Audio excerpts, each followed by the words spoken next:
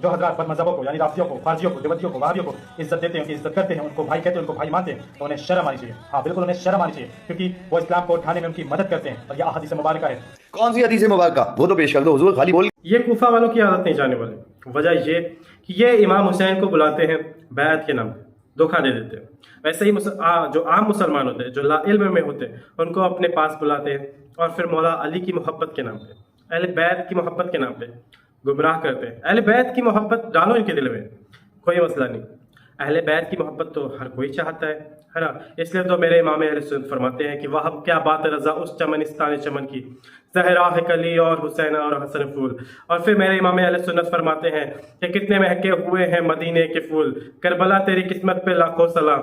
پھر اب دیکھیں میں دلیلیں پیش کروں گا کہ بد مذہب کی عزت کرنے سے اسلام ڈھانے کا کام ہوتا ہے. لیکن ہاں اور بھی احادیث مبارکہ ماننی پڑیں گی. احادیث مبارکہ تم مانو گے کیوں؟ کیونکہ قرآن کریم تو ماننا نہیں ہے.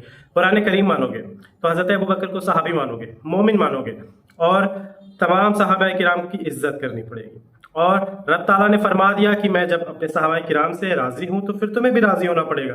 لیکن تم مانو گے کیوں؟ روافض ہو، سینہ پیٹنے سے کام چلے گا. خیر اس نے کہا کہ جو فرقے کے نظریات ہیں وہ اختلافاتی ہیں، مطلب کہ نظریات کے اختلافات ہیں.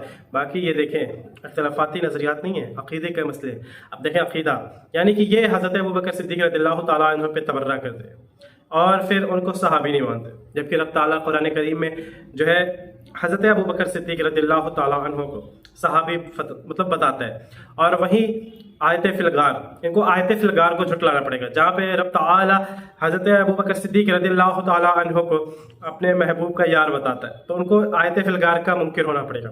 آیت فی الغار کا منکر یعنی کافر، قرآن کریم کے آیت کریمہ کا منکر یعنی کافر. اب پھر جو ہے یہ سورہ الحدید کی آیت نمبر 10 کو جو ہے یا تو مانے یا پھر منکر ہو کے کافر ہو. کیونکہ سورہ الحدید میں رب تعالیٰ فرماتا ہے کہ فتح مکہ اور فتح مکہ کے بعد والے جو بھی ایمان لائے اور راہ خدا میں خرچ کیے تو رب تعالیٰ نے ان سے اچھا وعدہ فرمایا. اور مفسرین نے اچھا وعدہ سے مطلب یہ لیا کہ جو ہے جنت ہے نا. اب دیکھیں رب تعالیٰ نے صحابہ کرام سے جو ہے جنت کا وعدہ دے دیا، تو پھر یہ روافض، یہ جاہل مطلب یزید الفکر خبیث الشکل، یہ کون ہوتے ہیں کہ رب تعالیٰ کا فرمان جھٹلانے والے؟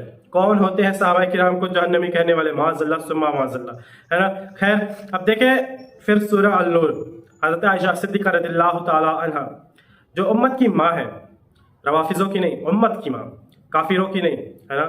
تو امت کی ماں ہے. یہ کافر بد مذہب اس غلیظ حرکتوں میں گر جاتے ہیں کہ حضور کی ازواج محترات کو بھی نہیں چھوڑتے، اس گندے گندے القاب سے نوازتے ہیں. معاذ اللہ ثم معاذ اللہ. ایسے کافروں پہ لعنت کیجیے. یہ تو اب تم جیسے چنٹوؤں کی یہ نفرت پھیلانے والی سازش پالیٹکس اب ناکام رہے گی. ایک طرف تم جو نفرت پھیلاتے ہو، ایک طرف ہمارے یہاں کے علماء ہیں. آیت اللہ سستانی نے کہا تھا کہ سنی ہمارے بھائی نہیں بلکہ نفس و جان ہے. لیکن علمی دلیلوں سے تاریخی موضوعات پہ بات بھی ہوگی تاکہ حقیقتیں بھی. نفرت والی پالیٹکس دیکھو، بہروپیے والے شکل سے باہر آؤ، ہے نا، کھل کے بولو.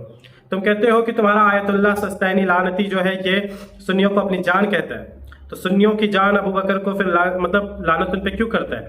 پھر سنیوں کی جان حضرت عمر پہ پھر لعنت کیوں کرتا ہے؟ مولا علی کی جان مولا علی کے داماد حضرت عمر پہ لعنت کیوں کرتا ہے؟ پہلے سنیوں کی جان کی تو حفاظت کرو، سنیوں کی جان کو تو جان سمجھو، پھر جان کہنا، سنیوں کو جان کہنا یہ صرف تمہاری لفظی بات ہے، یہ صرف بولنے کی بات ہے، عمل کے نہیں ہے. عمل کرو گے تو پھر سنیوں کی جان حضرت ابوبکر صدیق، حضرت عمر، حضرت عثمان، حضرت مولا علی، حضرت امام حسنین، حضرت امیر معاویہ کو بھی ہمارے لیے جان ماننے پڑیں گی، اپنی جان ماننی پڑے گی، تب کہیں جا کے بات بڑھے گی. نفرت والی پالیٹکس ہم نہیں پھیلاتے، لعن طعن شروع تم کرتے ہو. پھر جب ہم حق بات بیان کرتے ہیں تو پھر تمہاری مرچی لگتی ہے، نام ابو بکر سے، نام عمر سے، نام عثمان سے، نام علی سے، نام معاویہ سے، پھر جلنے تم لگتے ہو، ہے نا. جب امام حسن رضی اللہ تعالیٰ عنہ نے حضرت امیر معاویہ کے ساتھ صلح کی تو تم جیسے کتے ان کے شان میں بھونک کے پھر بتا دیتے ہو کہ تم کون سے یزیدی ہو یا پھر کون ہو. ٹھیک ہے، تم مختار ثقفی کی اولاد ہو، ابن شبا کی اولاد ہو، سو وی ڈونٹ کیئر. اب دیکھیں یہ ان کا اسلام سے کوئی ناطہ نہیں. امام حسن جنہوں نے حضرت امیر معاویہ کے ساتھ صلح کی ان کو گالیاں دیتے ہیں، ہے نا. اور وہیں یہ حضرت مولا علی کرم اللہ وجہ کریم کے داماد حضرت عمر کو بھی گالی دیتے ہیں. تو یہ پہلے اپنا مسئلہ تو سلجھا لیں کہ اہل بیت والے ہیں یا نہیں. حضرت ام کلثوم رضی اللہ تعالی عنہ یہ حضرت عمر رضی اللہ تعالی عنہ کے نکاح میں تھی، ہے نا. تو پھر اہل بیت والوں کو گالیاں کیوں؟ اہل بیت کے داماد پہ گالیاں کیوں؟ पहले खुद का किरदार सुधार लो, फिर आगे बात होगी। अब देखिए, मुसलमान इस्लाम नहीं ढाता भाई, इस्लाम तो उसने ढाया जिसने बी फातिमा का दरवाजा ढाया, जिस बीबी फातिमा ज़हरा रज़ियल्लाहु ताला अन्हा के दर का दरवाज़ा तोड़ना और चलाना, इसका बहतान हज़रत उमर रज़ियल्लाहु ताला अन्हु पे लगाया जाता है। अगर उन्होंने ऐसा किया होता, मौला अली करमल्लाहु वजहल करीम अपनी साहिबजादी का हाथ मौला उमर के हाथों में क्यों देते, उनके निगाह में अपनी साहिबजादी को क्यों देते? पहले तो खुद अहले बैत के ये गुस्ताख है और फिर दूसरों को अहले बैत के गुस्ताख बनाते। अब देखिए, अगर हज़रत उमर ने ऐसा किया, ठीक है, इनकी अकीदे से, तो मौला अली उस टाइम कहाँ पे थे? लेकिन इनकी किताबों में लिखा कि मौला अली भी उनके साथ थे, तो मौला अली उनके साथ थे, तो फिर उन्होंने फातिमा ज़हरा रज़ियल्लाहु ताला अन्हा को बचाया क्यों नहीं? हज़रत उमर इब्न ख़त्ताब रज़ियल्लाहु ताला अन्हु के खिलाफ इन्होंने जंग क्यों नहीं की? उनको खलीफा क्यों बनाया? उनकी खिलाफत क्यों कबूल की? उनकी खिलाफत में भी काम किया, यानी उनकी खिलाफत हक थी, इसलिए मौला अली उनके साथ थे। जहाँ हक होगा वहाँ अली होगा, यानी उमर हक अली हक। तो इस बात से यह साबित होता है कि हज़रत उमर हक पे थे, और ये जो झूठी कहानियाँ, दरवाज़ा तोड़ना, उनके ऊपर गिराना, ये सिर्फ एक बहतान है।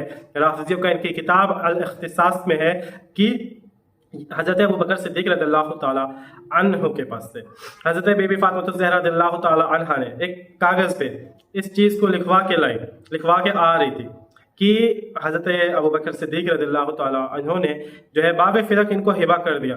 तो रास्ते में हज़रत उमर ने पूछा कि कहाँ से आ रहे हो, और मौला अली भी इनके साथ थे, फातिमा ज़हरा रज़ियल्लाहु ताला अन्हा के। तो हज़रत उमर ने पूछा कि कहाँ से आ रही हैं आप, तो उन्होंने बताया कि मुझे बाग़ फ़िरक हिबा कर दिया गया।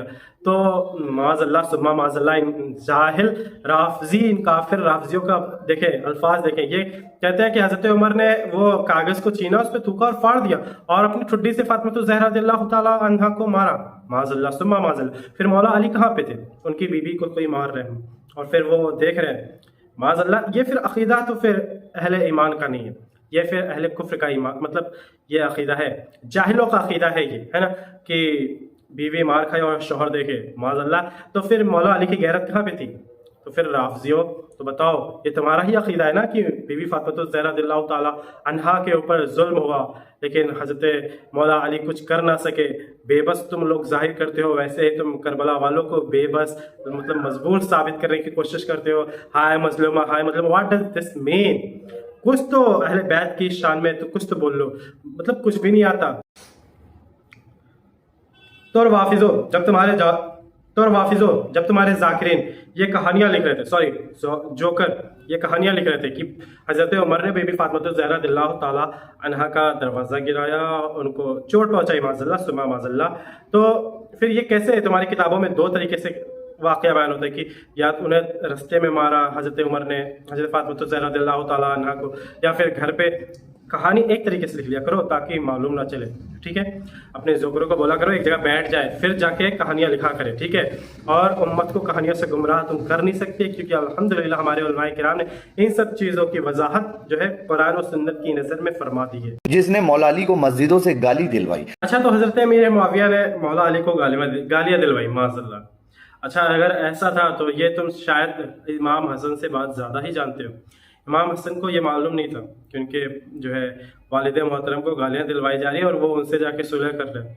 तो रवाफिज़ो, कुछ तो शर्म करो लो, दीन को तुमने तहस नहस कर दिया, कई लोगों के तुमने अकीदे बर्बाद कर दिए। सैयदा ज़ैनब की बद्दुआ ऐसी लगी, अज़ाब इलाही तुम पर ऐसी उतरी कि तुम हर दफ़ा रोते रहते हो, हर वक्त रोते रहते हो, फिर भी समझ में नहीं आता। सैयदा ज़ैनब ने बद्दुआ जो दी थी तुम्हें कि ता क़यामत तक तुम ज़्यादा रोगे और कम हंसोगे। खैर, वो अज़ाब इलाही और सैयदा ज़ैनब की बद्दुआ तो सामने है। खैर, रब ताला इनके अज़ाब में और इजाफा फरमाए और इन्हें ता क़यामत तक रोने की ऐसे ही सआदात हासिल करें, आमीन।